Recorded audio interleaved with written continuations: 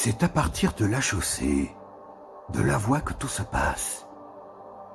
Il suffit au regard de suivre les mouvements en cours ou les mouvements à l'arrêt, autrement dit la statique. Il suffit au regard d'être attentif au bruit.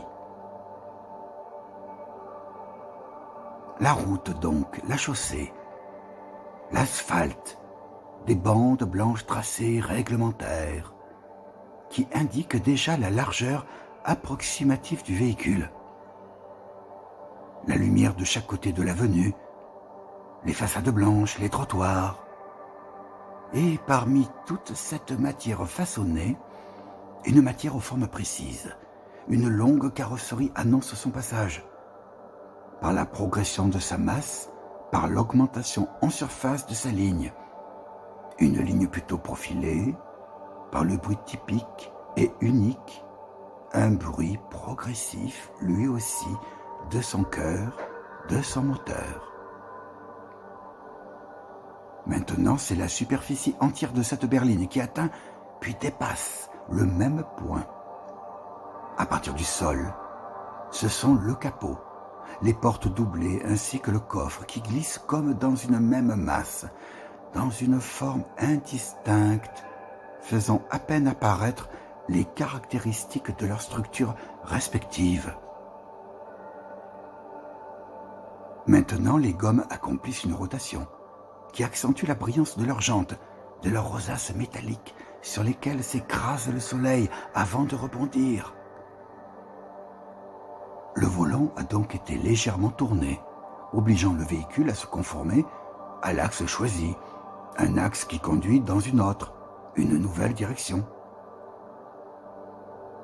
La voiture s'éloigne, et s'aligne aussi, tout comme le bruit de son cœur, un bruit de plus en plus lointain, un bruit désormais évanoui. C'est la même automobile que l'on retrouve un peu plus tard, à l'intérieur d'une file de stationnement, à l'intérieur d'autres voitures garées de façon identique, à l'ombre, à l'abri de la chaleur, donc même si la surface solaire gagne du terrain, et ne tardera pas d'ici quelques mois à se plaquer sur la carrosserie, les arcades, le trottoir, la voie, la ligne, les gommes, le capot, le pare-brise absolument net qui laisse totalement traverser la lumière, le toit, le coffre. À mesure que le temps passe, le soleil se rapproche de la voiture, une voiture toujours statique et silencieuse, une voiture toujours à l'arrêt. Puis, la portière est ouverte, ainsi que son bruit caractéristique. La silhouette du conducteur s'installe à sa place, l'ensemble du véhicule amortissant la masse humaine dans un léger mouvement descendant. La portière est refermée. La ceinture de sécurité, devenue élastique, est enroulée autour du tronc avant d'être fixée à son support, provoquant un léger cliquetis. Le moteur est allumé, le frein à main est desserré jusqu'à rejoindre l'horizontalité du sol. Le clignotant droit est actionné, le rétroviseur est brièvement utilisé afin de s'assurer qu'il n'y a pas d'autres véhicules sur la voie. La boîte de vitesse est enclenchée vers l'avant, à gauche. La pédale de l'accélérateur est comprimée, tandis que le volant est tourné vers la droite. L'automobile se désaxe, s'extrait de son stationnement, et l'aspect net de sa peinture mate devient alors, au contact du soleil, réfléchissante. La brillance de la peinture mate défile maintenant à toute allure, à grande vitesse, sur une autoroute particulièrement dégagée.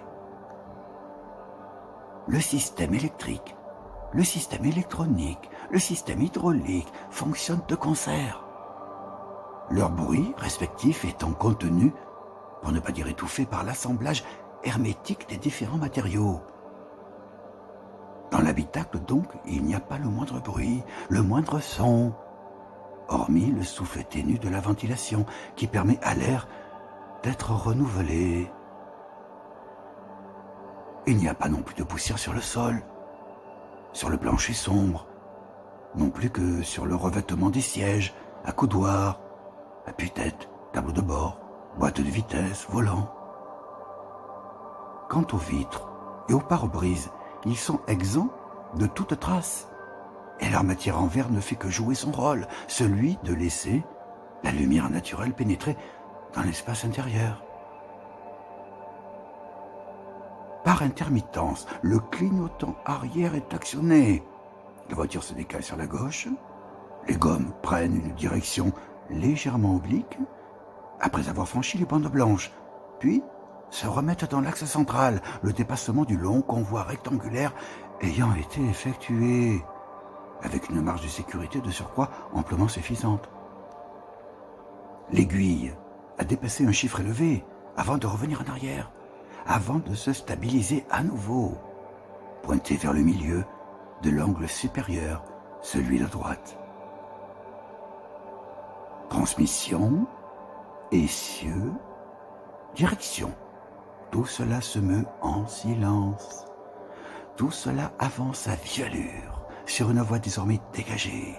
Une voie qui voit s'éloigner cette berline et sa ligne, une ligne qui diminue jusqu'à rejoindre, jusqu'à se fondre dans le paysage. Plus tard, lorsque le jour s'apprête à céder la place, à céder l'espace à la nuit, la même automobile, la même berline épouse le revêtement d'une chaussée dont l'étirement se poursuit dans cette cartographie différente, rectiligne, en damier, à nouveau rectiligne, dans cette zone urbaine qu'il faudrait plus justement qualifier de zone pavillonnaire.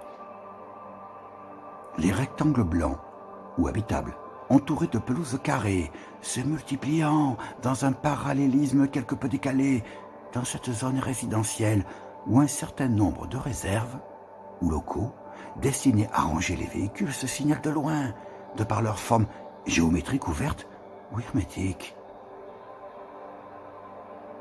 Lentement, le moteur avance, et l'on n'entend plus que le faible ronronnement de l'ensemble du circuit, dont les différentes structures, dont les différentes parties poursuivent encore leur interaction, alimentées continuellement par les différents liquides élémentaires et indispensables que sont le liquide de refroidissement, l'eau, le carburant, etc., etc. L'atoll accomplit une rotation qui permet aux jantes de briller dans tout leur éclat. Puis elle monte un léger dénivelé dans une allure encore ralentie jusqu'à l'espace de stationnement domestique, dont l'unique porte d'entrée, un battant vertical, est en train de se relever sans le moindre bruit.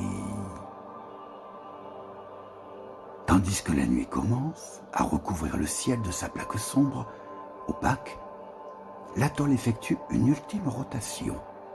Sur le côté, avant que la marche arrière ne la ramène dans l'axe initial, un axe qu'elle suit jusqu'à l'encadrement du garage.